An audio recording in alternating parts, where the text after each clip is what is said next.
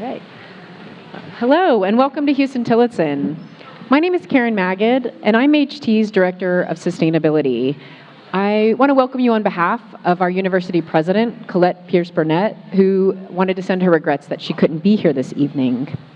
Hosting discussions like tonight's is a part of how we approach sustainability broadly at HT, from academics, operational, and engagement perspectives, but also always linking strongly to our social justice mission. HT is a historically Black institution, what's known as an HBCU. Since 1875, this institution of higher learning, which is the oldest in Austin, has served overlooked populations, and so we place social justice and environmental justice at the core of how we approach sustainability work, from our undergraduate environmental justice major to our Building Green Justice Forum, which is our one-day environmental justice conference coming up in a few weeks in October, to broader community initiatives like hosting Austin's Earth Day Festival. I'm looking forward to an inspiring and motivating conversation this evening.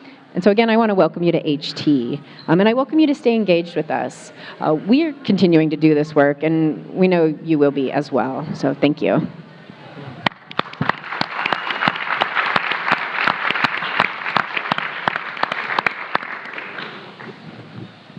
Well, thank you all for being here. Mike Siegel, I'm a candidate for Congress, and I really appreciate everyone being here to talk about the Green New Deal. We want to thank our host, Huston-Tillotson University, for inviting us into this wonderful and historic space. We want to thank our sponsors, including Indivisible Texas 10, which is going to sponsor a pizza party after this. If you're hungry, feel free to stay after. Also, we have a number of co-sponsors, including Sunrise Movement Austin, Our Revolution Texas, ADAPT, Northeast Travis County Democrats, the Progressive Democrats of America, and the Texas Drought Project. And thank you to all of our great panelists, including the folks who are up here and the folks who are going to be coming on later, for dedicating your time to helping us understand the scope of the climate crisis and what we need to do to respond. So I'm here as a congressional candidate in the Texas 10th Congressional District, which runs from Austin to Houston. This is an area that includes a toxic coal plant out in Fayette County that powers, in part, the city of Austin. This is an area that is a target for a proposed pipeline that would go from the Permian Basin to Katy. It's an area that's been subject to multiple catastrophic 500-year floods in the last 5 years. I'm also here as a public school teacher, as someone who values teaching and learning and promoting educational opportunities. I'm here as a civil rights lawyer who wants to advocate for changes in our society. I'm here as a father of 2 children who have to grow up in this world. And as an occupant of planet Earth, someone who believes that it's our duty to be stewards of this planet for the generations to come.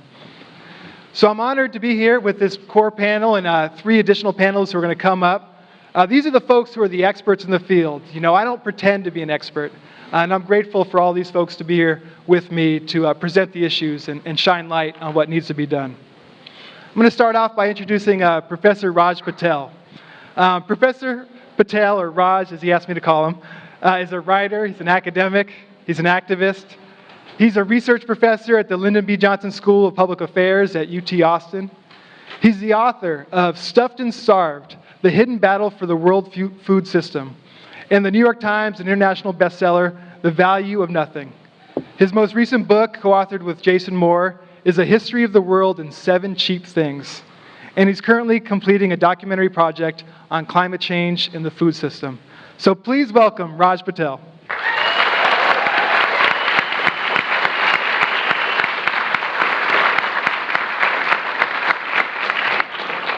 Next, we're joined by Andrés Bernal.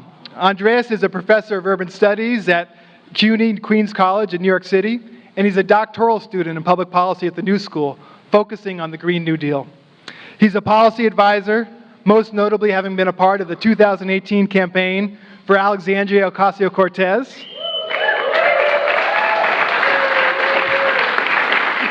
And he's currently helping advise Jessica Cisneros, who's also running for Congress here in Texas. Andrés he's a research fellow at the Global Institute for Sustainable Prosperity, and he's a visiting research fellow at the University of Missouri's Kansas City Department of Economics. So please welcome Andrés Bernal.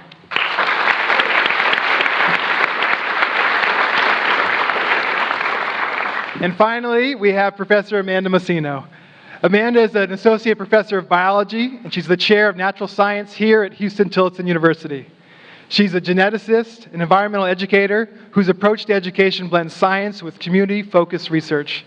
She is director of HT's STEM Research Scholars Program, executive director of the Austin Community Data Coalition. She's a member of this school's environmental justice faculty, serves as co-director of the Dumpster Project, and she advises HT's environmental justice group, Green is the New Black. She also co-founded the Building Green Justice Forum and serves on the City of Austin's Zero Waste Advisory Commission. And finally, she helped open the doors to us here at Huston-Tillotson University. So please welcome Amanda Masino.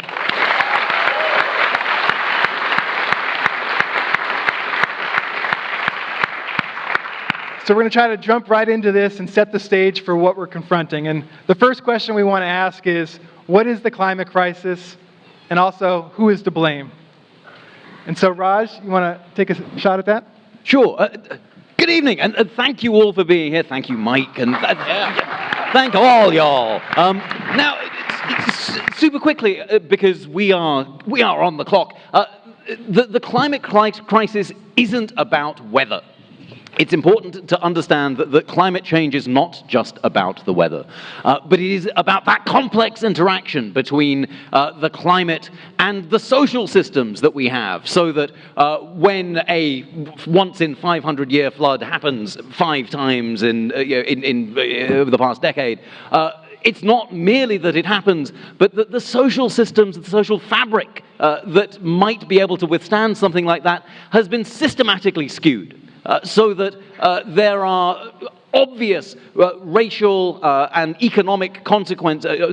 There's a racial and economic disparity about who suffers the most. And the climate crisis is precisely about the engines of capitalism which has propelled us to prosperity, at least some of us, and at the same time threatens the entire planet with the 6th extinction. So think of the climate crisis not just as the weather, but as part of capitalism's ecology. And this is the outcome of 500 years of capitalism, and we're living the end times of capitalism now. And so the important part of the climate crisis is not that it's happening, but that we understand where it comes from and how big we need to think in order to be able to think about what comes next. Yeah, and if I could add to that, so when we use the term crisis, we're absolutely talking about not just the ecology, but the social and political and economic aspects, all that Raj just mentioned. It's important to remember that the crisis is not really a crisis for the Earth. The Earth will be fine. Organisms will change, some will go extinct, new will evolve and adapt, and the face of what life on Earth looks like will be dramatically different. The crisis is for us, because we do not have the systems to be resilient, and we don't have the ability to adapt and evolve as rapidly as many other organisms do.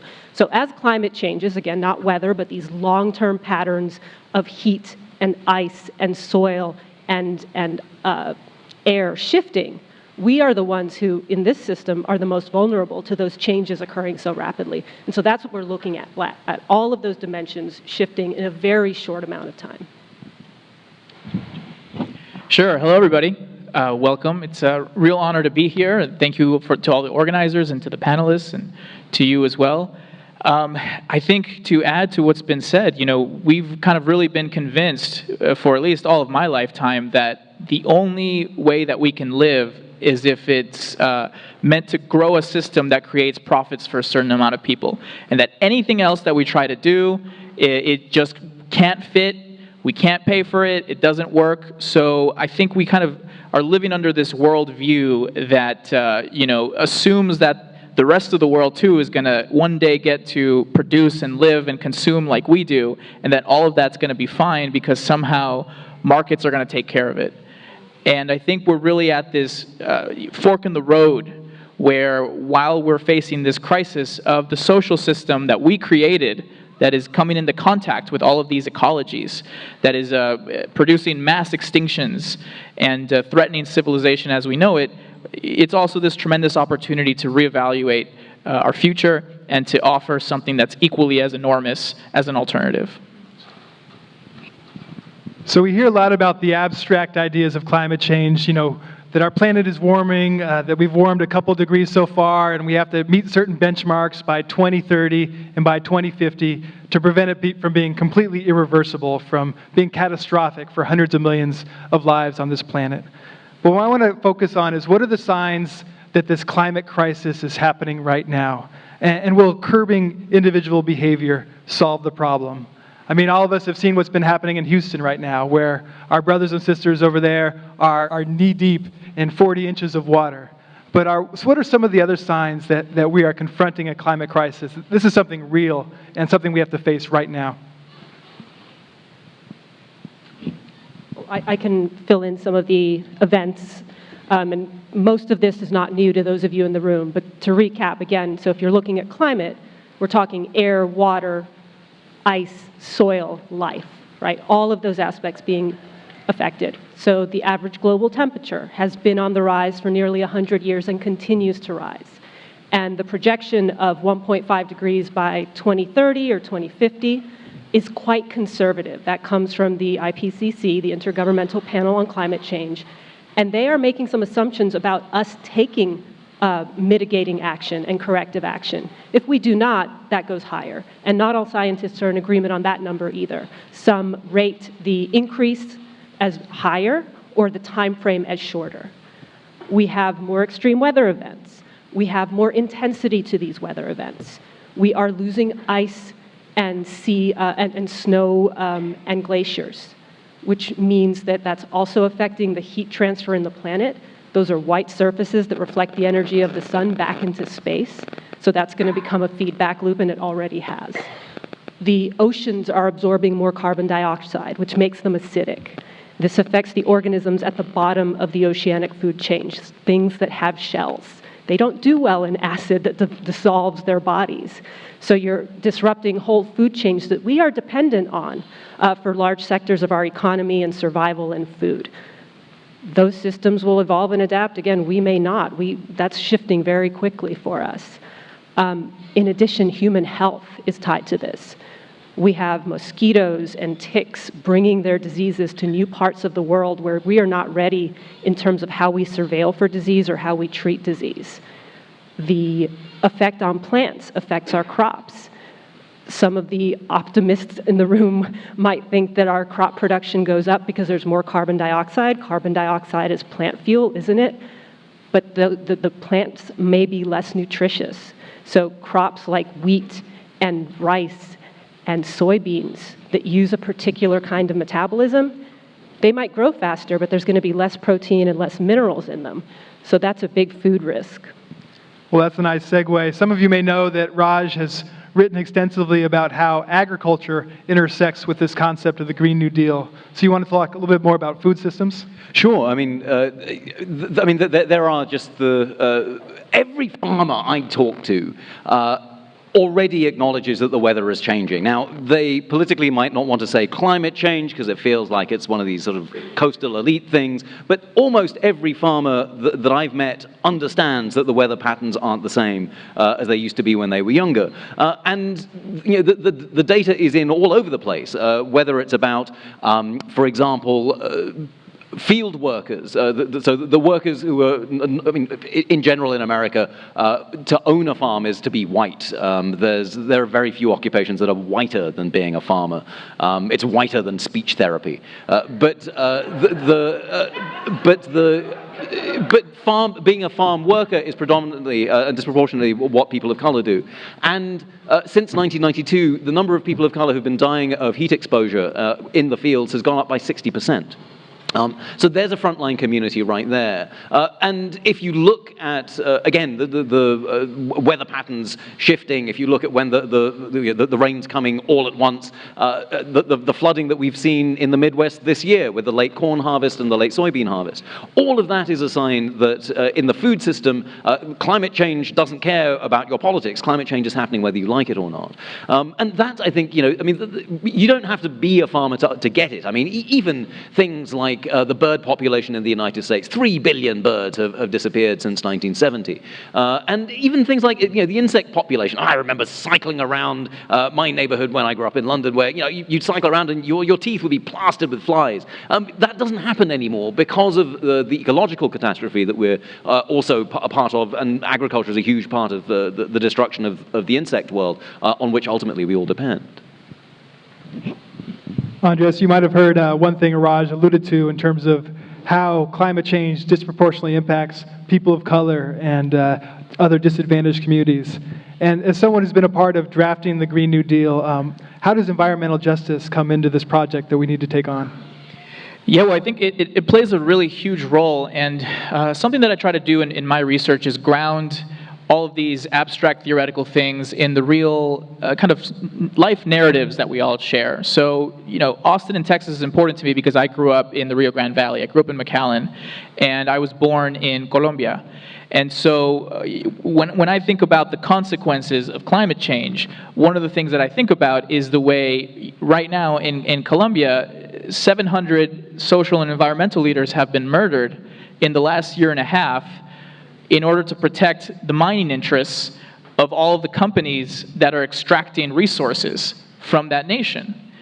Now, what these policies have done is create a situation where, rural people all around the global south don't have a lot of alternatives to make a living, and so you end up having this war on drugs that all of a sudden emerges, and people being part of a very violent and brutal kind of system. And so growing up in the valley, you hear a lot of things about what's happening across the border and whatnot, right? And now we're hearing all these things about immigration and the caravans and people that are migrating, right? And so I think climate change allows us to start to see how all these things are interconnected.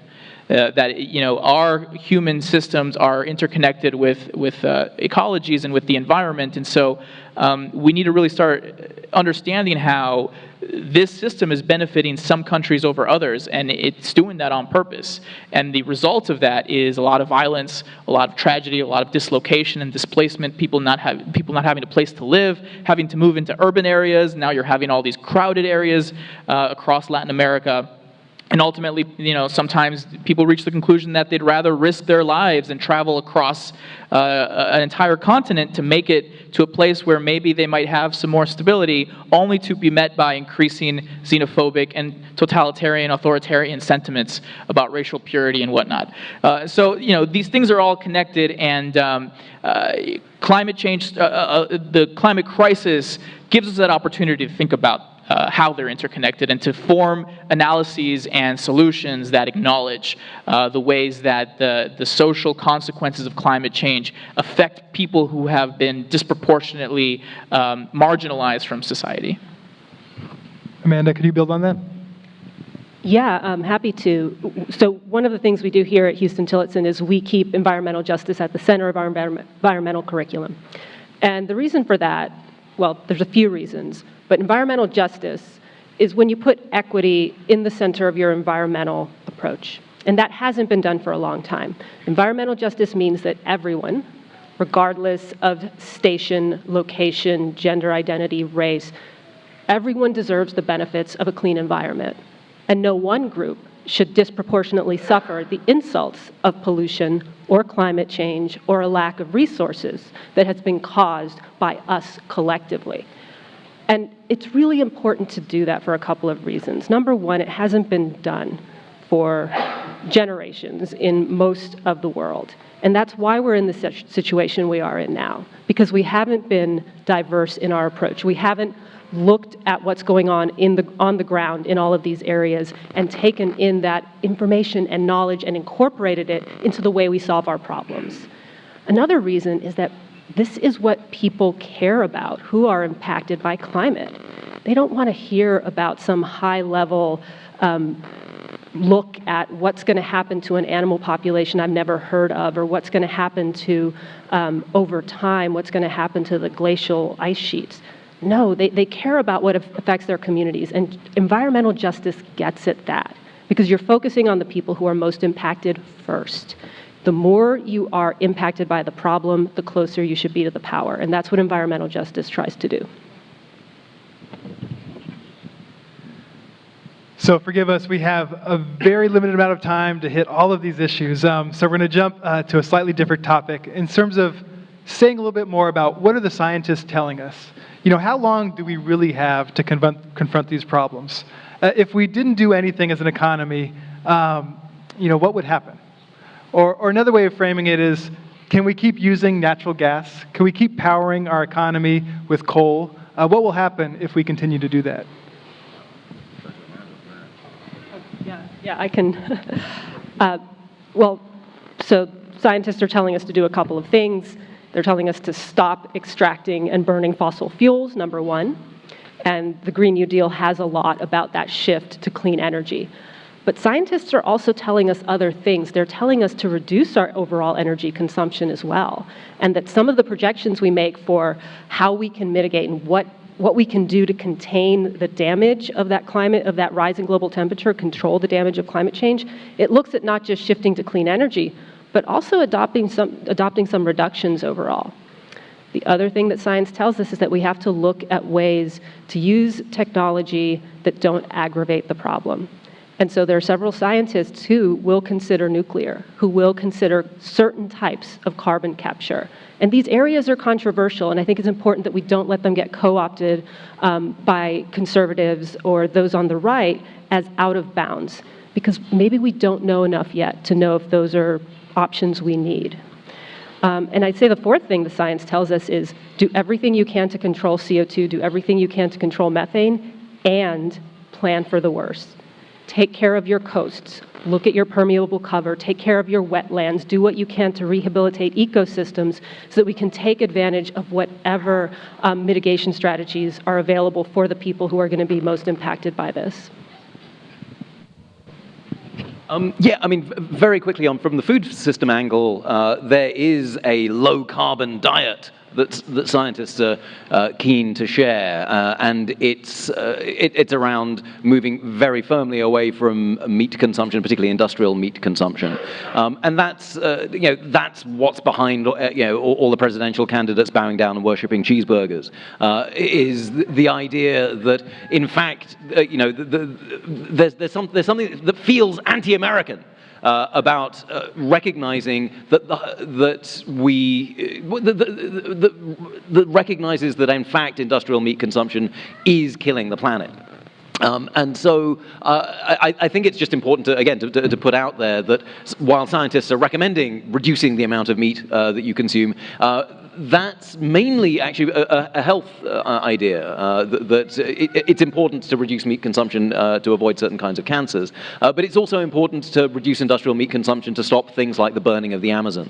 And there are direct links between the kinds of deforestation and methane production and the consumption of industrial meat. And this is a thorny topic. We should talk about it rather than run away from it and start embracing the cheeseburger as a god. So we're talking about energy production, we're talking about food, we're talking about basically every aspect of our economy and our life, and then we're trying to connect it with a federal policy proposal.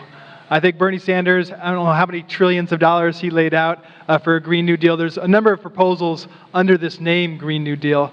But I guess I want to start off with Andrés. Could you share a little bit about the original New Deal and why that was important to, for example, help the United States fight fascism abroad and get out of the Great Depression, and what did it look like on the ground? But also, what were some of the weaknesses of that policy? Sure, yeah. So, the New Deal happens in a context where basically our capitalist system was falling apart. And it was falling apart all over the world. And the people that were in charge at the time and advising Hoover were kind of saying, all right, if we just let businesses lower wages, the markets are going to fix this. And they tried that, and it got worse. And so at that time, you have a mass mobilization of people and social movements putting pressure to say, we need to change everything or we're just going to take power. And that was happening all over the world, and it was manifesting in different ways. So we also see it start to manifest in ways that produce fascism and produce these kinds of retreatments back to a sense of like only our nation is what matters, and ideas about racial purity and all these kinds of things, and supremacy and whatnot, right? But it also produces mass movements of people saying, no, we need to liberate ourselves from the kind of chains and prisons that this system has produced on us, going back all the way to, in the United States at least, the abolition movement, the movement to abolish slavery, and all of kind of those unmet promises that abolition was promising, and you can even go back to just the very beginning of the genocide against the Native Americans in our country. And so the New Deal happens as there's all kinds of pressure on Roosevelt and those in power to do something different. And so we produced a mass mobilization of public purpose programs and public purpose policy to start to give people work and the capacity to produce and get ourselves out of the depression that we were in, to raise incomes from the bottom up, so to get the economy going again. And this produced a lot of great things, a lot of public works, parks, museums, a lot of relief for people that were experiencing deep pain, and it did a lot of good things, but it was also very incomplete. The New Deal did not go all the way to, it chose some winners and some losers. The black community in this country did not experience the benefits of the New Deal like other people did. I think in terms of gender politics, and women in this country also did not experience the benefits of the New Deal in ways that they should have. So it's an incomplete project that laid down this foundation for what we could do, what we can achieve as a society when we mobilize what we have, which is our capacity to work and to make stuff, and our capacity to think. And so that's kind of the foundation for the New Deal, as I understand it. And it feels like we're at a similar moment in history, right? The idea that in the 30s there was a political campaign. It was led by Randolph Hearst. It was about America first. And here we are 80 years later with a similar president and a similar fork in the road between essentially dictatorship-style policies or real populist movement. And the original New Deal responded to massive unemployment and the Great Depression by using the power of the federal government to put millions of people to work, building electrical systems, pursuing cultural projects, documenting oral histories, you name it. The New Deal and the Works Progress Administration had a lot of wonderful programs, obviously some major deficiencies. And in just a minute, we're going to have two major progressive policymakers from Texas come up. But if we could just maybe, and Andrés, I'm going to come back to you, if you could just state what is the Green New Deal? Because there is a little bit of confusion out there. Some of you know that when it was announced, people started talking about airplanes and hamburgers. But is that really what the New Deal is about? No. I think taking inspiration for what we were able to accomplish during the New Deal and during that era, the Green New Deal is a proposal. It exists in different forms. I think it's a political project that encourages us all as a society to get involved and to participate. Something about the New Deal, the original one, I think, is that it changed the contract in this country about what it meant to exist here and what kind of responsibilities our democracy and our government had to us as people. What kind of rights did we deserve? And so the Green New Deal is kind of returning to that legacy and going steps beyond, considering what was not there in the New Deal, considering the legacy of the civil rights movement and the labor movement and the women's movement and the LGBTQ movement and all these kind of movements for liberation as well, and connecting that to what's happening with the climate and the environment, and saying we can also mobilize ourselves. We can mobilize our capacity to produce and to do things, to care for one another, to invent new forms of production, new forms of recycling systems on a mass level, to invent and to kind of expand the kind of renewable energy systems that we need, to give new kinds of rights on transportation, to introduce and support regenerative agriculture. Right? We can do that if we use the capacity of our government and our democracy to mobilize these kinds of resources. So essentially, one of the criticisms of the original New Deal is that it created a war economy because we mobilized for World War II, and that had some lasting effects in the sense that, like, now, when we talk about going to war, and it seems like we're at perpetual war now all the time. We don't even know what countries sometimes. We just know we're at war somewhere. Nobody asks questions about, like, how are you going to pay for it for that? It just seems to happen, right? And so I think it disrupts that that legacy of the New Deal and that legacy of public mobilization and changes it to like, yeah, we need to mobilize for a war against the system that we've created that has us on the verge of extinction.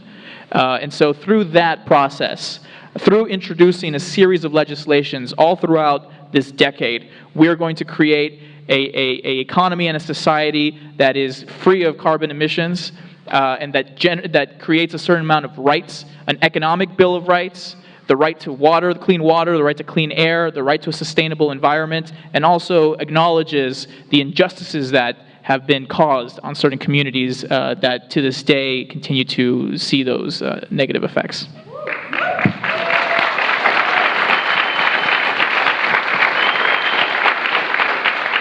So we're going to keep talking, but I'm going to ask our next two panelists to come up, Gina and Greg. One of the things I'm interested in as a congressional candidate is how we can implement the Green New Deal locally, right? This is this big national project. One of the exciting, one of the exciting things about the original New Deal is that there was a project in every congressional district. And so one project that we've been talking about that we need here in the Texas 10th, some of you know the district goes from North Austin all the way out to Houston, and we have this coal plant, Fayette Coal Plant. And why couldn't that be a local project under the Green New Deal? Let's close that plant, let's take care of the workers who are there, and let's deal with the legacy of environmental pollution and injustice. And that could put thousands upon thousands of people to work, create great jobs, and could help protect our environment.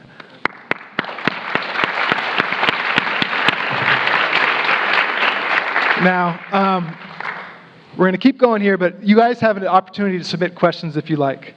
So make sure that if any of you are interested, there are people that are going to be coming up and down the aisles with note cards and pens, and we're going to sift through the questions just to make sure they're not completely off the wall. But we will be answering those as we come up. And the idea here is that we have this core panel with these experts, and we're going to bring up additional subject matter experts who can talk about how to apply this thinking to a specific area.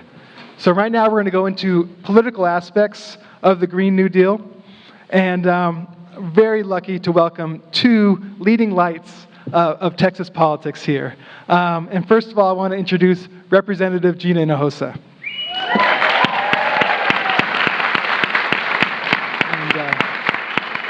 Representative Hinojosa represents Texas House District 49, which covers the Central Austin corridor. She's my representative. I'm very lucky to have her.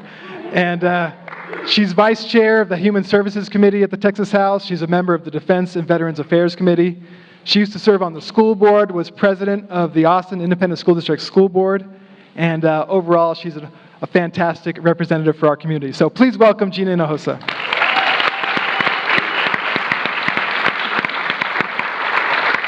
And so we've got the state level represented, and we also have City Council member Greg Casar. And Greg is an Austin City Council member representing District 4. He's taken on a number of amazing priorities since winning his first election. He sought protections for tenants, immigrant families. He's advocated for police reform. He even helped pass the first employer sick leave ordinance in the South.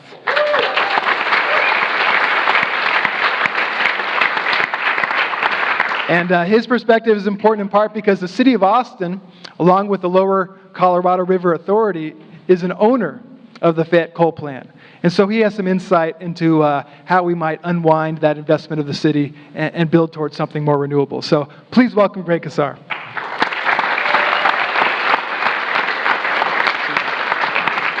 So we'll pass one of these mics over so you don't have to share. But I guess if we could just start out how each level of government can play a role in the Green New Deal, and maybe you want to start with the state, Gina? A little bit of a harder question over at the Texas House. Well, we got a lot of work to do. I tell people that there are things that we can do in the Texas legislature, but and we can work around the edges. We can try to sneak things in here and there in the budget.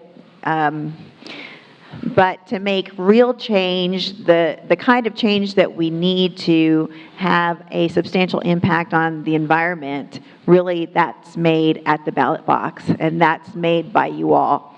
And so we're not at the place right now in the Texas legislature where there is even a majority that acknowledges that there is a climate change, and much less that it's man-made, right? I mean, honestly, that's where we are. And so in order to get to that place, what needs to happen is this kind of organizing, but this kind of organizing. And I just want to thank you for bringing everybody together, because this is a great first step. I don't know that we've had any kind of forums on Green New Deal that I'm aware of, but definitely this is a good first step. But this show needs to go on the road to other parts of the state where we're talking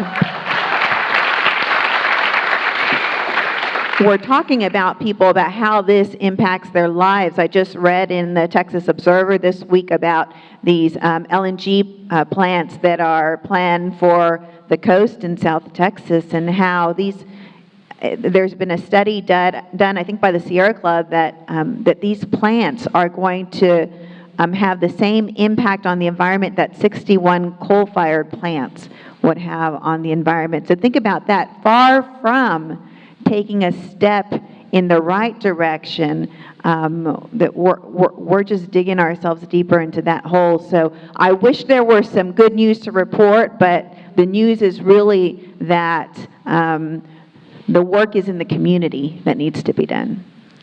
When Gina came in today, I shared with her how the Fayette coal plant is basically 2/3 owned by the Lower Colorado River Authority, and Governor Abbott appoints a lot of the directors for that. And so basically to close down that coal plant for real, we probably need to replace the governor, is what Gina said.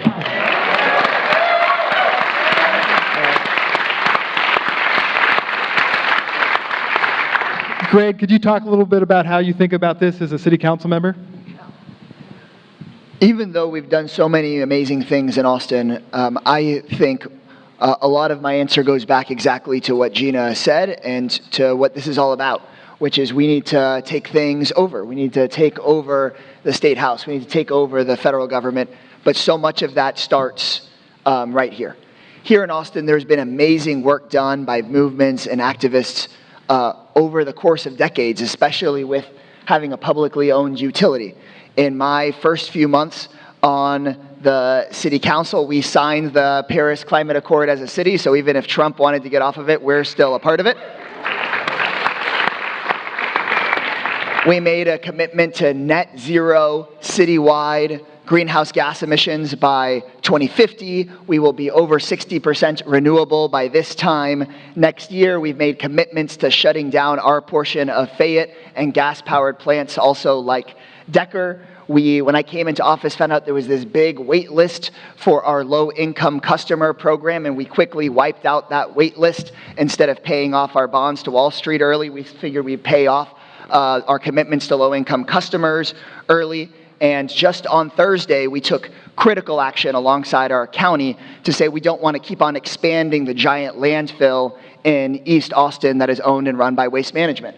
I mean, there's amazing work that can be done at the local level. Yeah, we can clap for that. We shouldn't have a mountain of trash in East Austin. That's wrong. But in the end, each of those things affects individual people, and you can't minimize the impact of each of those things.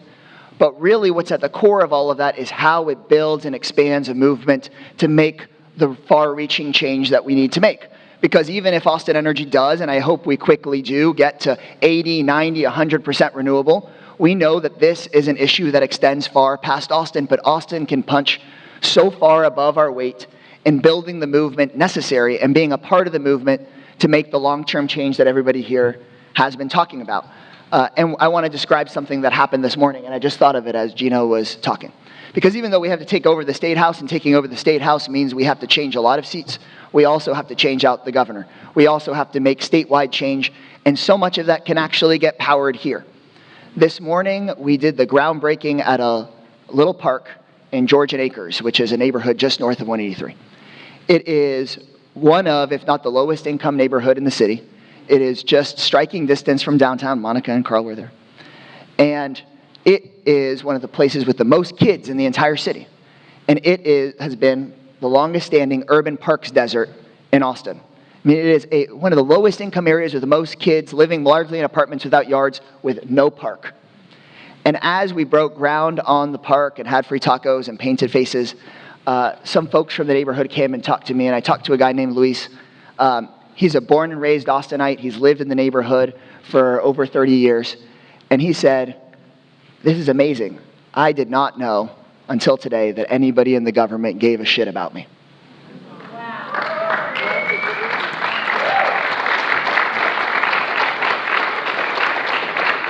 When a system has failed people time after time after time, whether we've had Republican control or Democratic control in the early 90s, has continued to fail those families, of course, why would you participate?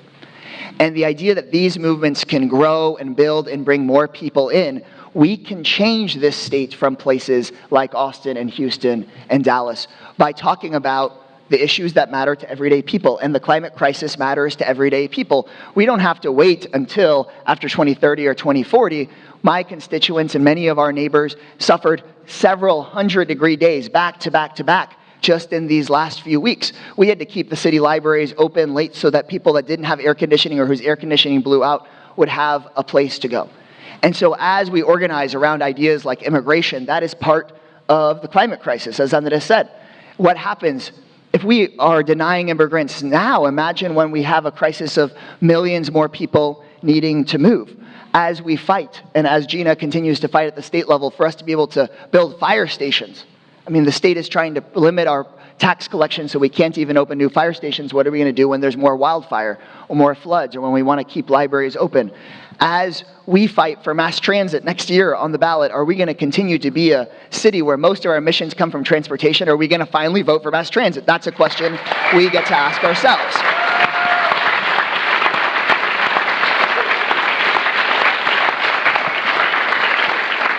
But as everybody has highlighted, the movement starts here, starts in our own home, but obviously we have to make broader change.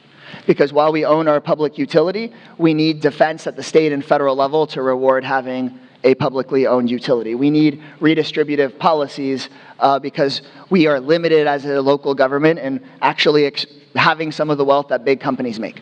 But at the end of the day, we have to have a local movement that is willing to defend local values, because even if we take over the White House and take over the State House, we still have to have the right politics as home. As we saw with the Affordable Care Act, you can have the right policies at the federal level, people fighting, but you can keep on getting backslid if you don't have a movement at home. So I'll close with one last thing here, which is I want to read something from Matt Makoviak, who is the chair of the local Republican Party, because I wouldn't dare say these words myself. As you know, we've been addressing the question of whether the solution to homelessness is to house people or to just put everybody in jail. And Matt Makoviak, chair of the local Republican Party, has the following to say. As we think about how we're going to treat the lowest income people in our city, as we have more low income people maybe not even having homes because of the climate crisis, I think that's really important. And he says, an activist named Chris Harris, who I think is a really good guy, says that homeless people in your neighborhoods are your neighbors. This is absurd. They are transients.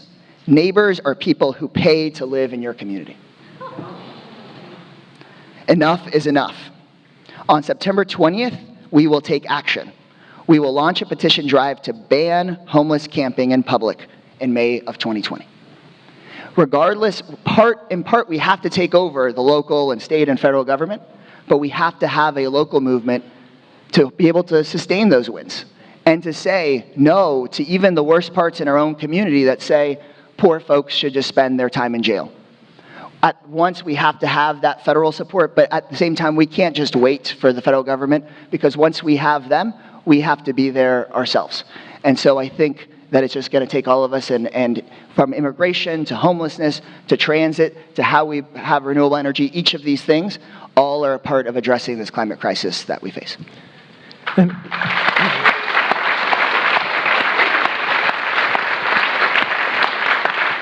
I think a common thread in a lot of what you're saying, Greg, is, organizing gets the goods, right? And your story about Georgian Acres reminds me of some things I've heard when I'm out in places like LaGrange and Eagle Lake knocking doors. And they tell me they haven't seen a Democrat in 40 years, because we've given up on the rural areas, unfortunately, as Democrats in Texas. I mean, this isn't universally true, but I do think there's this big divide between urban and rural, right? And this is something that Gina and Raj, I hope you can speak to a little bit, because even though Fayette County is 80% Republican, those folks want clean water. I mean, I was out there last weekend, and we were filming a little spot for the campaign, and a landowner who owns a property right in front of the coal plant, he said, "Why are y'all here?" We said, "Well, we're concerned about water." He said, "What do you know? I just drilled a well. They told me it was okay. If I thought it wasn't okay, I wouldn't be raising my kids here." And I said, "Well, I'm glad your test came out okay." But to me, it's absurd that these folks are disregarding our health, our future, even though, I mean, everybody needs clean water and clean air. And so, Gina, in the State House, are there opportunities to kind of build coalitions across political parties to defend our environment? The opportunity comes in November 2020. We only need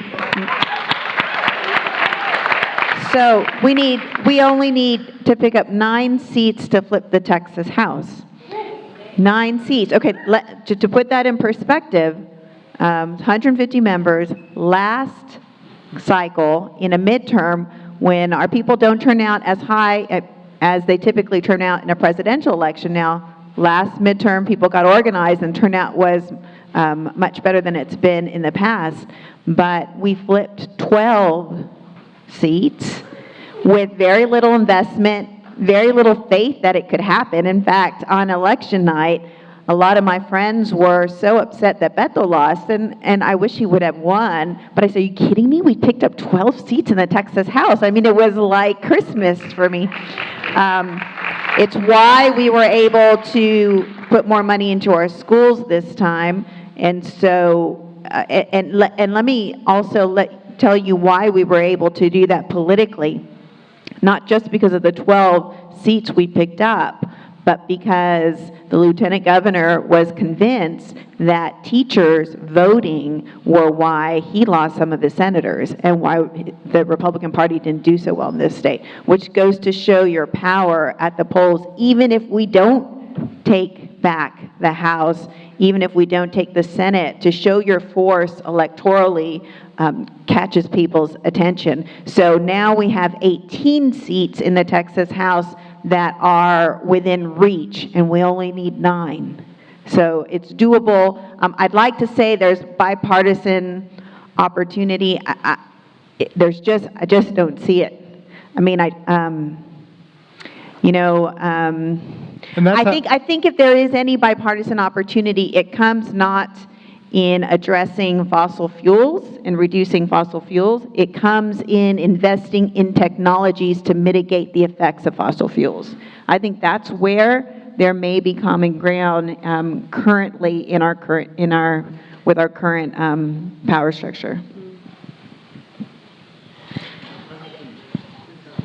Just super quickly, but the way that y'all are talking about how to organize and how to move communities fits in with the Green New Deal. I mean, a lot of people say, well, the Green New Deal, it's about fossil fuel. Oh, no, wait, it's not. It's about jobs. It's about a jobs guarantee. No, wait, it's this over here. But actually, the Green New Deal's power is that it is everything. I mean, the climate crisis brings everything together. And you can think of the Green New Deal as a kind of multi-tool, ready to fit into people's concerns. The minute you start listening to what people are interested in, whether it's about healthy water for their kids, or about jobs, the jobs guarantee is really important, or about a sustainable future, or about being well paid for the work that comes off your farm, or being able to have healthy food living here in the city, which was a huge issue in the district when we worked with y'all at UT. All of this gets tied together by the Green New Deal. And some work by a colleague at UCSB, Leah Stokes, suggests that actually piling more issues into the Green New Deal and showing people that actually this is good and this is part of the Green New Deal and this is, and tell me what you're interested in. Oh, it fits in right here. It polls better than if you just say, hey, we've got a carbon thing. Fancy some of that. Because the Green New Deal's great power, I think, is precisely that it, by its very capaciousness, is a coalition-building tool. So I just want to, again, sort of thank you for the organizing work that you're doing, because it's all about listening, and I want to thank you for having something that's big enough for everyone to be able to be heard in. Yeah, I think that was just so beautifully said. And oftentimes, in my experience, having been in organizing or in activism, you kind of hear this debate about local versus national. Big picture versus little picture. And I really think, why don't we do it all? Like we all have a role to play, and kind of like an orchestra. Everybody has their part of creating beautiful music. I think that a nationally, a federally led Green New Deal cannot be successful if our local communities are not organized. And I mean that both politically, but also in the substance of the Green New Deal. The ideas are already here. Nobody knows their communities better than the people that live in their communities. And so through organizing ourselves, that's when we get the ideas. Every region is different in the country. Every region has different needs, and every region has different skill sets and assets and ecologies and all these kinds of things. It's when we mobilize and organize these things that we begin to democratize our society and our government itself, which I think that's a big part of the goal here. It's not just to say, we got this Green New Deal, it's all going to be this top-down thing, and that's it. No, I think, it's to say we're going to start to democratize what it means to have a federal government, and to say we are going to have more control of what that looks like. Yeah, I love this idea of the Green New Deal as being all-encompassing. So this idea of, is that the Green New Deal? Yes, and yes, and. And part of the reason that I don't like taking anything off the table when it comes to what we need to do to solve the problems, it's also why I would love to see more in the Green New Deal and the way we talk about it that speaks to education, both what goes on at a place like Huston-Tillotson, University of Texas, what we are good at here in Austin, see more of that, because that is a way to not just train students, but reach out to community, right, and get good engagement. And also research. The way that we do research around these issues has been limited to traditional institutions of research and big government projects, and there is a wealth of knowledge at the community level, at the front lines, that we haven't always included. And universities can be part of that, but frontline communities should be part of that too.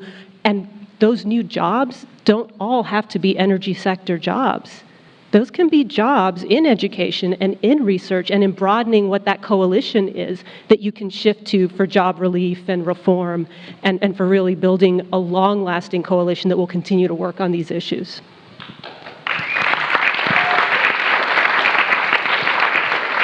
Well, in just a minute, we're going to transition to the labor portion of our panel. But Greg or Gina, do you have any closing remarks you want to leave us with before you take off? I would have loved to hear questions. I agree. This is something that needs to be that we need to come up with solutions for as a community. One thing that I love and understand, we're Democrats, but we don't have all Democrats here where we are too, and so there was work that needs to be done within the party as well. I know you all know that. But what I love about representing Austin is that so much of the work that I do really comes from ideas from the community. And we find solutions together, and frequently I'm calling a lot of you about, hey, help me figure this out. I see some champions here on gun violence issues. Thank you for the work you've done on that. There's urgency on this. The challenge is there's urgency on everything because everything's broken right now. And I think that's one of the appealing aspects of having an all-encompassing Green New Deal is, the economy is broken. We need living wages in our workforce. We need equity at every level. We only have gender. Let's talk about gender equity. We only have 34 members who are women in the Texas House out of 150. I mean, it goes on and on and on and on. And so we don't have all the answers. We don't have a fraction of the answers. We need to come at this together. I think this is a good place to start, but I want to invite all of you to engage with my office, engage with your elected officials to figure out, let's tackle this together. Thank you, Gina. And we've got a lot of great questions already coming up, and one of them, Gina, was, do you see any possibility of making inroads with the Republican legislators? So I think you hit that one. Her answer was wipe them out, I think. That was the So the one for you, Greg, is, and you can add this to your closing remarks, how can the Green New Deal help provide more parkland, more green space for growing cities like Austin? in so many ways in Austin, we don't have a prosperity problem, we have a shared prosperity problem, right? I mean, I think that's at the core of what we face. I mean, so often, right, I feel like when in my district is the lowest income in the city, the median income in my district is well under half of the city's median income, well under a third of some of the higher income districts. I mean, we have, not just in our city, but across our country, people that are starving, locked out of a grocery store, right? That is what it is that we face. And I think in the environmental movement, so often those are the glaring issues that we have to confront, and that I think the Green New Deal is asking us for us to take head on, instead of hiding the questions of poverty, to take those on structurally at their base, or instead of ignoring the question of race, for us to push to have people step back and have leaders of color step forward in the environmental movement. And I think it is those sorts of things that are going to help build us all up and have us all do so much better. And so I think at its core in Austin, I think we're at a place where not so long ago, well, here, I'll just say this. I mean, not so long ago, I was a community organizer, and we could not have working folks of color who were getting underpaid, even get a meeting with the mayor back then, right? It was not so long ago that the police association contract was a black box that no one could touch. I mean, it was just not so long ago that we were a company, in so many more ways, a company town than we are now. And that could turn back any minute, right? And so it's really important for us to keep on pushing forward, for us to keep on taking these challenges head on and to not go back, but to move forward. I would love to get run out of town by somebody even smarter and more progressive who shows how much better things can be. And so I think that at our core, that's our task as Austin, and we can be that example not just for our state, but for the entire South. So thank you, Greg. Thank you, Gina. Let's give our representatives a round of applause. Thank you all so much. Appreciate you. And we have a couple labor leaders, Ginny and Ryan, if you're in the house, if you would please come up. And we're also going to cue a little video because one of the big issues is how do we get the labor movement on board with the Green New Deal. So let's see what we got up here.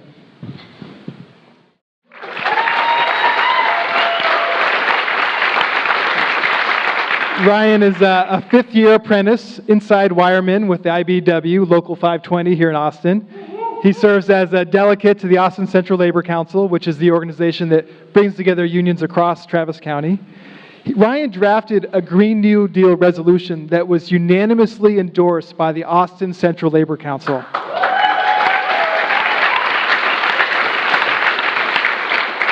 This was the first such resolution in Texas, if I'm not wrong, and also one of the first in the country. He later got the Texas AFL-CIO to endorse a very similar measure that was identical just about, except for the magic words, Green New Deal, but which committed our state AFL-CIO to ending our reliance on fossil fuels, moving towards 100% renewable energy, and ensuring a just transition program for fossil fuel workers and their communities. So please welcome Ryan Pollock.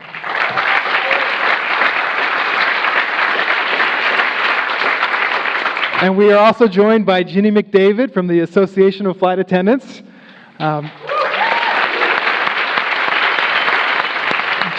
Ginny has worked as a flight attendant for 28 years with Continental and now United Airlines. And she is active in the Association of Flight Attendants, which is the national union Sarah Nelson is a part of. And she also serves as the president of the Harris County Labor Assembly and was the first woman ever elected to that office. Ginny is a major force in Houston politics and the Texas labor movement. We are very honored to have her here. Please welcome Ginny McDavid.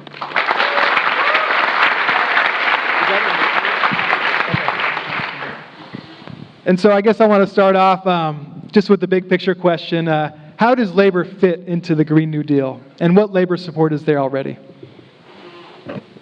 Basically, like Sarah Nelson said, it's everything we want. It's stronger labor support, more union jobs. And as far as right now, we're just starting to get in the game. when I started paying attention to it was shortly after the AFL-CIO Energy Committee sent out that memo, and like Sarah said again, the media hyped it up as being much more divisive than it really was. When you read it, it really wasn't so bad. It was more saying that they needed a spot at the table, and so that's really what the Green New Deal needs to focus on is having a seat at the table for these jobs that are going to be at the front lines of this transition and the communities. So when we look at what a just transition looks like, it's gonna look different all over the place, neighborhood to neighborhood even. And so we just need to make sure that as we figure this out, those voices are centered. Ginny, to me it's amazing that you're able to speak on this policy and while representing so many Houston workers. I'm running for Congress in a congressional district that includes the Houston oil patch, and people say I'm crazy for talking about the Green New Deal. But obviously we have to talk about it. The planet won't wait. And so if you could just talk a little bit about how it feels to be in that space in Houston and in the labor community and fighting for policies like this one. Thanks, Mike. Well, it's tough, a little tougher than Austin. We learned that at the state convention because, as Ryan mentioned, the resolution passed unanimously at the Austin CLC. And our Austin CLC president's here. Jason Lopez, you want to stand up? All right. And are there any other union members in the house? Is Christy O'Brien here? Christy was us. Okay, Ryan and Christy O'Brien from AFSCME were instrumental in helping at the state convention too. But we had to take a look at the 2017 resolution that the AFL-CIO passed in St. Louis, resolution number 55, which wasn't as aggressive as some of the other labor leaders wanted, but it was a little bit watered down, I would say. But again, like you mentioned, we were able to pass pretty much the same resolution at the state level. We just took out the term Green New Deal, which is kind of a lightning rod. So sometimes we have to look for these backdoor approaches to kind of try and approach things. But it can be hard in Houston because it's energy capital of the world. But the way I look at it, it can continue to be the energy capital of the world if we're innovative and we're looking forward and embracing some of these sustainable technologies. But we just have to continue to organize them. And I wanted to mention that too. It's really hard to organize labor. The laws are stacked against us. It really helps when people like Mike, you were the first campaign in Texas in 2018 to organize, his campaign has a union. And he was the first campaign in Texas to have one. So, because it's so hard to organize, our unions like to hold on to our good-paying jobs. It's hard to give that up. I know I worked on an organizing campaign on the Continental Ramp. 14 years, a machinist tried to get a union for the ramp employees, and we failed, and they only got a union after the merger with United. But, and I also want to say, for those of you that are working in green jobs or considering going to work in green jobs, consider organizing your work site. Don't just put the onus on organized labor to get you a union contract or union representation. Call your local CLC office, wherever you happen to be, whether it's Jason here in Austin or me in Houston, to find out what the best fit is, the best organization to represent you and your employees. Because small businesses can also be represented. Your campaign's not huge. So you can still have a union if you're a small business, because I think that's going to be critical, because you not only want to have maybe a green job to help sustain the planet, but you need a good paying job with benefits, due process to sustain you and your family. So, when you look at Maslow's hierarchy of needs, that bottom part of the pyramid is survival, which is shelter, and food and shelter. And then the next layer is security.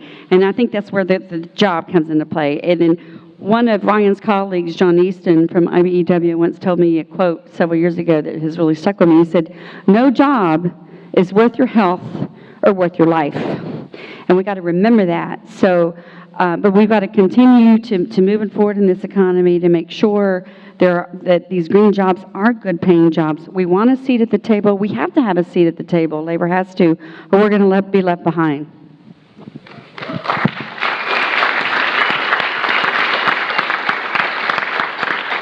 I traveled to Washington, D.C. after that science group letter came out. The science group of the AFL-CIO includes the laborers, the International Brotherhood of Electrical Workers, and folks who are directly impacted by this idea of closing down fossil fuel-related electrical plants.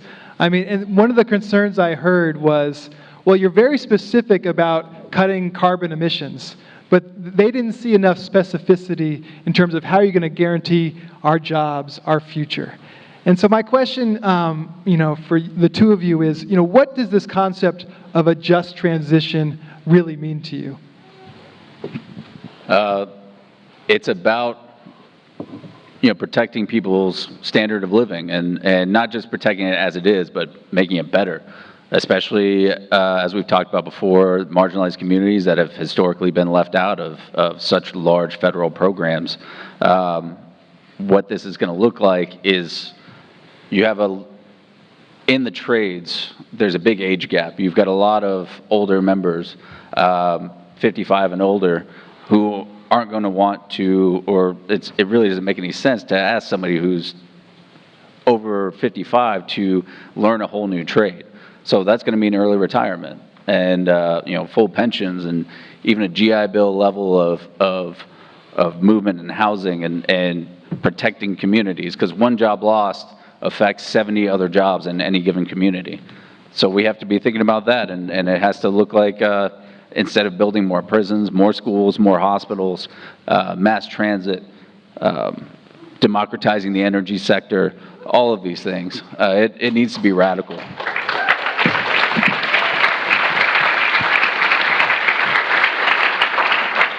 And one thing I'll add to Ryan's comments, using the term just transition, that's why the labor movement is so distrustful, because just transition has not really worked in the manufacturing industry. When manufacturing moves their plants overseas, and they're like, well, just, you can have to take some free classes at the community college. You learn a new profession, no big deal. And then what are their alternatives? Working in retail? Working at a restaurant?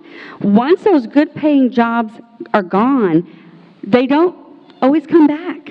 And so labor is very distrustful when they hear the term just transition. So again, that's why labor needs to be at the table to make sure whatever policies are formulated, there really is a just transition, because it's critical if you're going to get labor support behind this, and labor needs to be supported. I have a 9-year-old son. I want a living planet for my son. And there's also a new constituency group I'll mention, Labor Network for Sustainability, which I don't think it's an official constituency group yet of the AFL-CIO, but its motto is making a living on a living planet.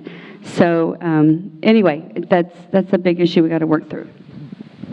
So one aspect of the Green New Deal is a federal jobs guarantee, and we're lucky enough to be in the room with the person who helped write that part of the policy. So Andrés, you want to chime in? Thank you.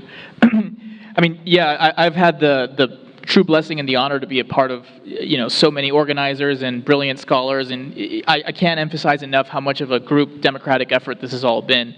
I guess a couple of things. I think it's time for working people in this country to get some respect, and that's something that we haven't offered for decades. We are overworked, underpaid, stressed out, and our quality of life has been deteriorating more and more over the years. So it's time that we acknowledge that and actually make that the center of our policymaking in this country.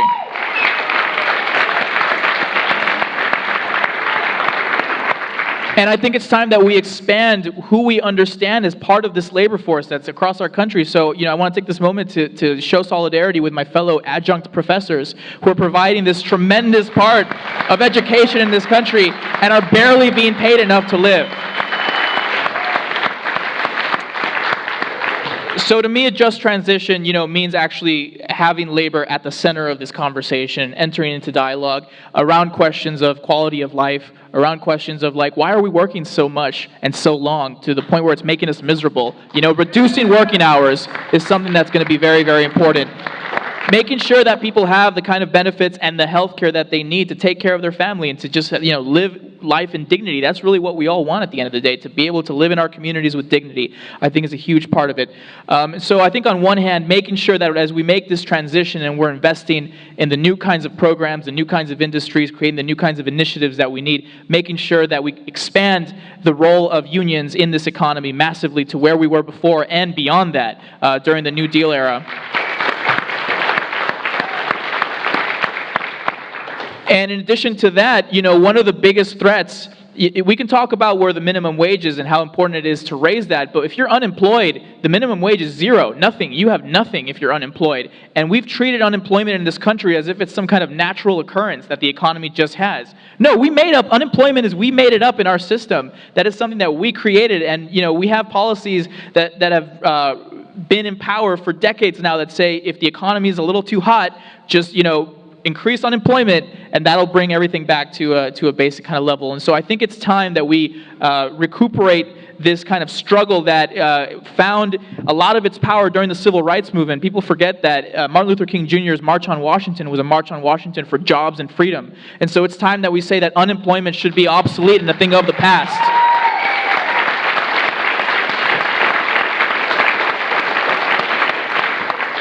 So part of the Green New Deal is this assertion that says unemployment is something that we've created, and we can also take that away.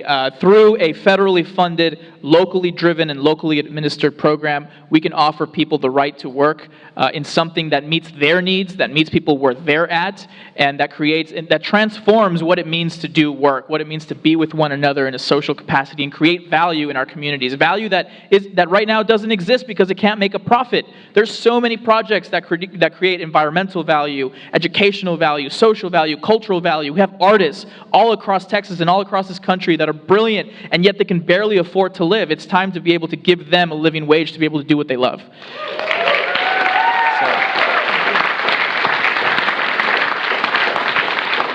It's hard to follow that, but I'm going to try by, first of all, celebrating the comrades in my union, United Auto Workers. I'm a local 1981, the National Writers Union. And I just want to celebrate my comrades who are on strike right now against General Motors.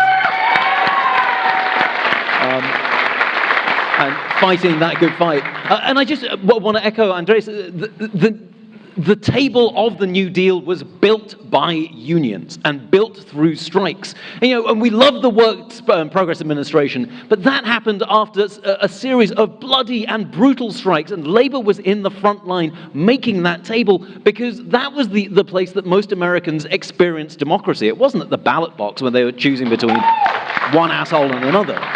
It was, with all respect. But Mike, I mean, like the place that you taste democracy is where you make it, and where you make it is in the workplace. And so it seems to me that there has to be a really, and I love it that there is this deep connection between your campaign and the labor of your campaign. And it's just, it's again, I want to celebrate that. But I also want to throw something to my comrades here about the kind of work that we'll need to see under the Green New Deal. And that kind of work is what Naomi Klein has called sort of care and repair work, right? Right now we have a lot of bullshit jobs. And as we move away from this kind of bullshit work to work that is, I'm using that as a technical term in sociology. But as we moved away from this towards work that is about care, right? That is about building communities, that is about fixing the infrastructure that we have. A lot of this care work is usually the place where, I mean, it's hard enough to unionize in the South, but it's really hard to unionize in the fields. It's really hard to unionize, care work and reproductive labor. How do we do that as part of this Green New Deal? There's a lot of work to be done. I mean, think about Flint, Michigan, and the water crisis there. I mean, that alone is a lot of work, retooling all that. A lot of infrastructure. As all these communities move from these coastal areas and more inland, that's going to be all new infrastructure. That's going to be all new housing, taking care of our most marginal communities. That's going to mean building public housing, new schools, hospitals, clinics. When we get Medicare for All, which is a part of the Green New Deal, that means rural communities which have been losing their health care are going to need that back. So there's a lot of construction. There's a lot of manufacturing, transportation. There's a lot of abandoned factories in the upper Midwest, old GM plants. Those can be retooled to be cooperatives and make mass transportation, trains, all that stuff. Energy, building batteries, solar panels, the wind farms, all of that stuff. Agricultural, local, sustainable, regenerative. Yeah, I mean, that's all over the place. There's a lot of work to be done, a lot. And one thing I'll add to that, we had horrible Hurricane Harvey, that affected the Texas Gulf Coast area in 2017, and of course, major flooding that just happened again in Houston and Beaumont this past week. So there's a lot of repair work, like you say, but one of the things that we managed to do in Houston is our staff has been really working hard with the building trades to get a Build Houston Better ordinance, and we got it passed at the county level, guaranteeing that when federal money comes in, that in the rebuilding efforts, they're going to pay a minimum $15 an hour on these contracts, and also built in some other labor protections. But aside from that, they've also got some LEED certification that's built into it as well. And I think the LEED certification, when we rebuild some of these buildings and make them more efficient and more environmental friendly, is key, because we don't want to have another disaster and another disaster, and we just rebuild and rebuild and all we're doing is spinning our wheels, because those are the same resources that could be used to pay a neonatal bill for an infant, who doesn't, for a family who doesn't have health insurance, or a heart or liver transplant, or special ed teachers in our schools, or any number of things that those same resources could be spent on. But if we are going to rebuild and then rebuild again and again and again, we need to be smart about it, and we need to be environmentally friendly as well.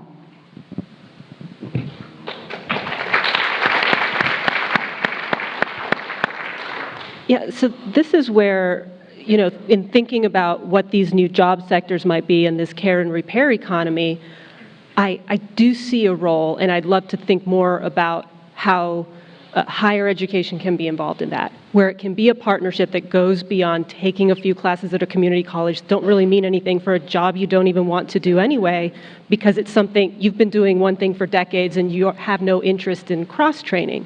But would you have interest in moving sectors if instead of just a few classes at a community college, you work with one of the many HBCUs in the country who we tend to be really invested in this because we serve the kinds of communities that are most impacted by environmental problems.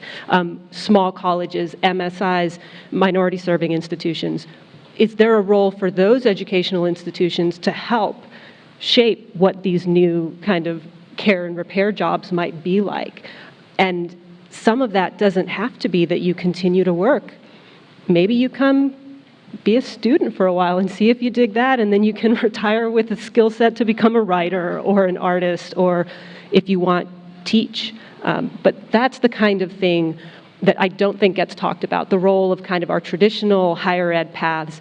Some of us are very responsive to communities and are really invested in this, maybe more so than the big behemoth universities. Smaller institutions can be nimble and really responsive in this way. One thing I'll say too, the wind farms that we see, from what I understand, most of this manufacturing is not taking place in the U.S. So we need the manufacturing of the big blades and the solar panels, but we also need to look at making sure that some of this is being manufactured by Americans in the United States, if all possible. That's right. Well, one of the things that makes me very optimistic about this moment of history, when we have these resurgent progressive movements, when we're demanding universal health care, universal housing, programs like the Green New Deal, is that we can also put the labor movement at the forefront of our movements for social change, right? That we can finally reform some of these federal labor laws that make it hard to organize in the workplace, that allow states like Texas to have so-called right-to-work laws, which should be really right-to-work, those BS jobs Raj is talking about. Next up on the panel, we're going to have some amazing youth leaders, but I guess, are there any closing thoughts that y'all would like to leave us with in terms of how we should work with organized labor and the labor movement as we pursue policies like the Green New Deal? Yeah, I think one of the most important things we can be working on right now is trying to replicate what happened at our convention in Texas and spreading those, and the CLC, and spreading those resolutions to other CLCs across the country, finding those people to communicate and get those passed, and then bring those to their state level and then nationally, and just really put the pressure on our national leaders. I would ditto what Brian just said, because if the CLCs and the state feds and the communities at the local level are embracing these new ideas and these concepts, then that'll put pressure on the AFL-CIO that it's time to get behind this 100%. All right, leadership from the bottom. Well, let's thank Ryan Pollack, Ginny McDavid. Thank you all so much for being here.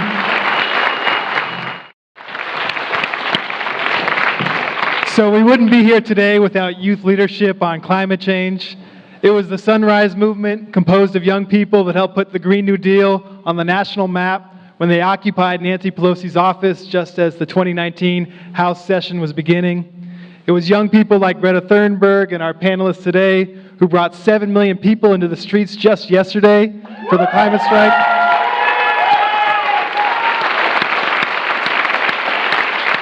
And so we are honored very much to have these two young leaders on the stage with us, and they're going to share their experiences with us and tell us how to build an unbeatable movement. First up, we have Jordan Cooper from Huston-Tillotson University. A 2019 graduate in kinesthesiology, originally from Lubbock, Texas. Maybe not the first place you think of when you think of environmental activism, although it is where Ginny McDavid is from also. But maybe it's a place where this type of activism is most needed. While attending Huston-Tillotson, Jordan not only played on the women's basketball team, she was also a leader in the Green is the New Black organization. She was instrumental in getting HT to adopt a campus-wide recycling program, and she helped bring the conversation about the planet to the students, teachers, and staff on campus. We are honored to have Jordan with us. Please welcome Jordan Cooper.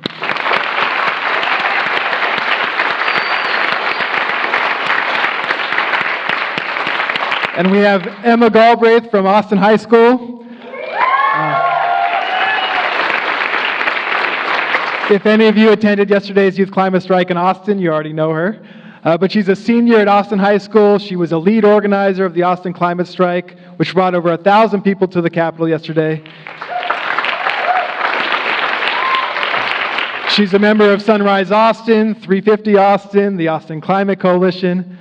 We are very thankful to have Emma with us here today, and after putting so much into yesterday's action, please welcome Emma Galbraith.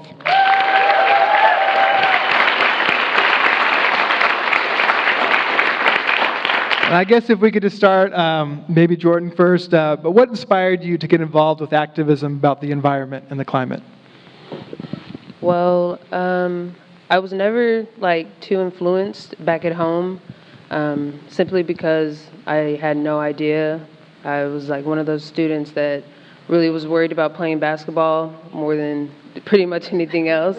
And so coming to HT and seeing how passionate Dr. Masino was with environmental justice, had a huge impact on my influence. And then also it impacted me on also getting fellow students and involved. And so, yeah.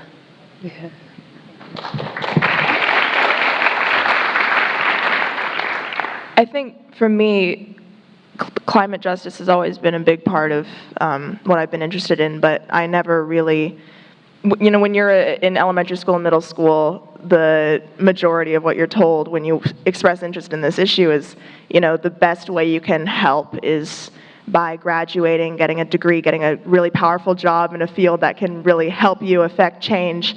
And so I went through this long period where I was just so depressed by the thought that I couldn't do anything until I got out of public school.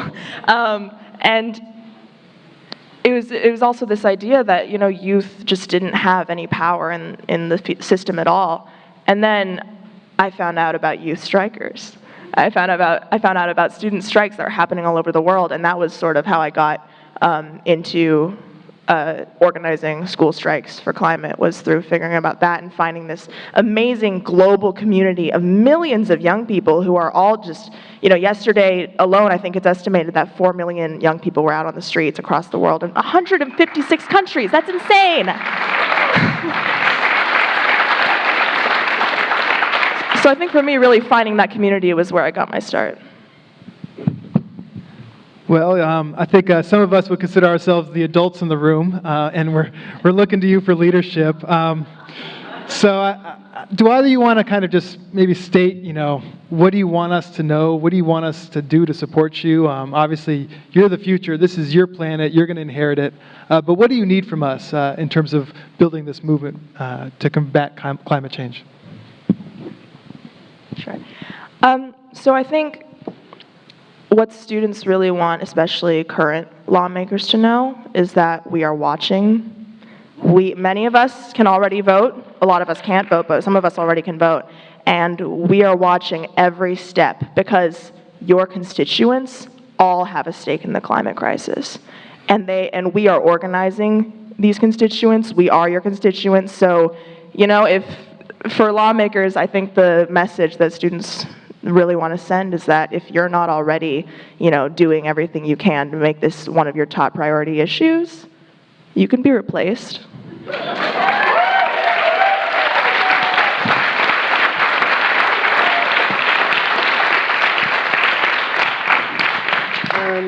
I believe my message would be to lawmakers is that you've obviously heard it all before, so why hasn't anything been done? And as Greta Thunberg, I was watching some of her messages, and one message she had to lawmakers that I really agreed on was listen to your scientists and learn and take what you are learning from your scientists and unite that into your policy and unite that within the people. And so I believe that's pretty much my message. Yeah.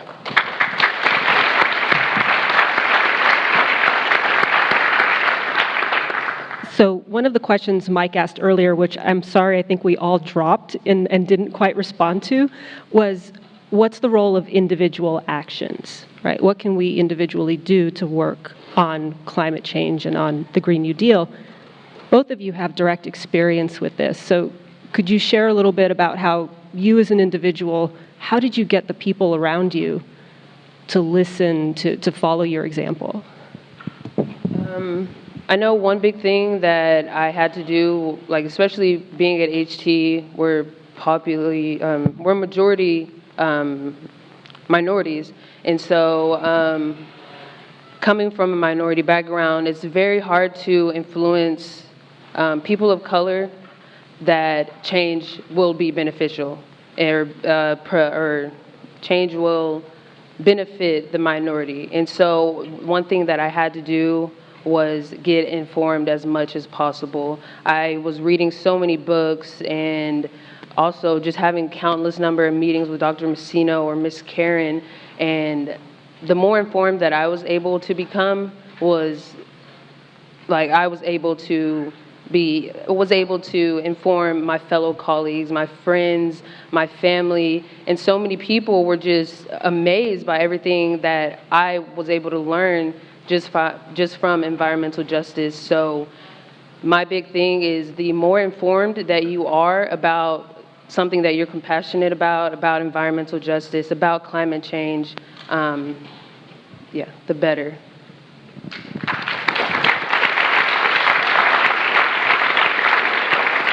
Yeah, I definitely 100% agree with that. The more informed you are, I kind of went through the same thing. I was just reading everything I could about this, still am, I think for me also something when we were in the process, when we were really in the thick of organizing the strike, was that just having conversations with people, just one-on-one conversations, really made a difference. Because I think, personally, I really think that the main reason why a person might not consider themselves to be interested in climate action isn't because they're uneducated, quote unquote, or it's because they just simply don't understand yet what why the climate crisis affects them. It affects everyone, but, we don't always talk about, why the climate crisis affects human beings. A lot of the times we talk about melting ice caps and, other species going extinct, but we don't necessarily talk about how that affects humans. And so I found that really having personal one-on-one conversations with people about, why this issue matters is just so important and so helpful. And it really, for me, I've learned so much from these conversations as well. And so that was definitely a big part of it. I guess to add to that, so I remember when I was in high school living here in Texas, it was the height of the George Bush era, and we were having this national debate about whether or not to invade Iraq, and I felt so disillusioned at that time. I felt depressed. I felt like, how could this be? How can everybody around me be so hyped up and excited about going to war right now? And I think through that experience, in addition to that, it felt like the alternatives to that were just so boring and disconnected and had really nothing to offer either.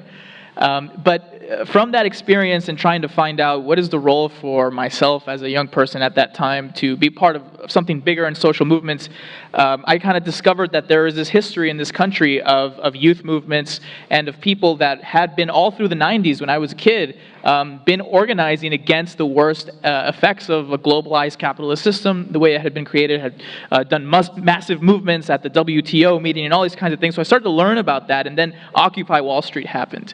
And we really saw and we learned that people, when they come together, especially today in this age of social media and whatnot, it could spread very quickly, and we can really have an effect. And I think that energy's still moving. It's still there. And when you have a vision, when you speak to people's core humanity, because so many of us are alienated from ourselves, from our environment, from each other. What does it even mean to live anymore? And they kind of keep telling us that we have to be successful and we have to find all these ways to invest in ourselves, and yet we keep getting more depressed, and there's a mental health crisis that's happening right now, right? So when you have a vision that says we can address this, we can create an economy that actually cares for one another, that encourages us to be there for one another, to reinvent what it means to live and to be a part of a society, I think that's very inspiring. I think that speaks to people on a human level, because we want to succeed. We want to do things that make us feel important. We want to create. We want to participate. It's just that the way we've structured society, it's an irrational way to do this, and it's all about ego, and it's all about, how can I personally be better than other people, and how can I have status and all those kind of things. And we all have that internalized in us, but it's a process. I really kind of see this as also a process of mass healing as well, from all our traumas and all our generational traumas that still exist in us. And so I think that's an inspiring message, and I hope to see that grow some more.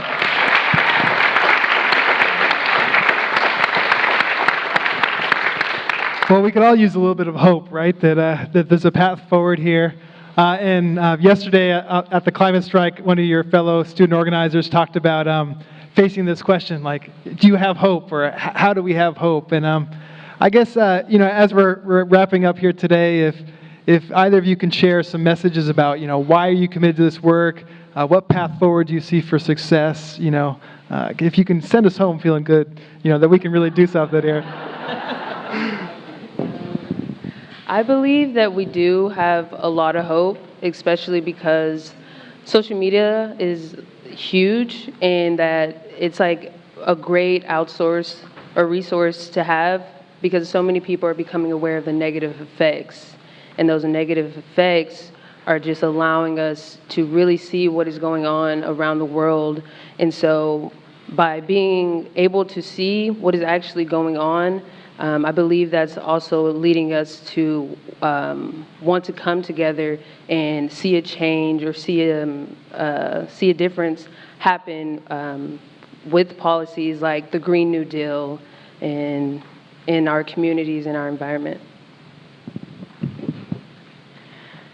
Finding a global community of student strikers is what gave me hope, and I think it's given a lot of others hope as well, to know that, yeah, the climate crisis is terrifying and it's huge and it covers a giant planet of billions of people, and it does feel hopeless when you think you're the only one and you think you can't do anything because, one person's actions are never going to be enough.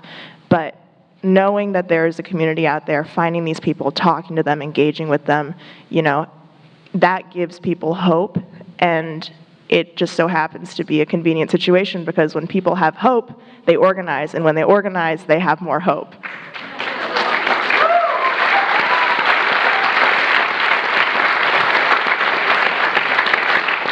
So yeah, I think we do have a lot of hope. Are y'all ready to organize with these two great young people here?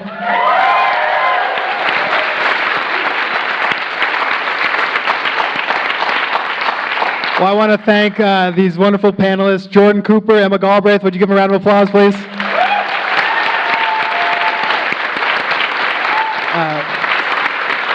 Just a few thank yous. We want to thank in particular Dr. Amanda Masino and Huston-Tillotson for hosting us today.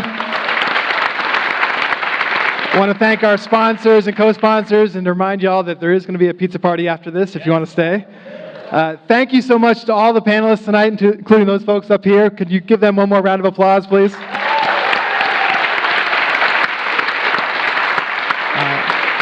Thank you, Drew Thomas, Al Braden, who are doing the video work. Thank you to everyone who was involved in this fight, because this is really an all-hands-on-deck situation. Thank you for all of you for showing up here tonight and working with us. On your way out, you're going to notice that there's tables, there's folks who are doing the work. There's a lot of opportunities to get involved. If you see anyone with a green shirt, give them a pat on the back, because we really need to close this Fayette coal plant. Will you join us in that work?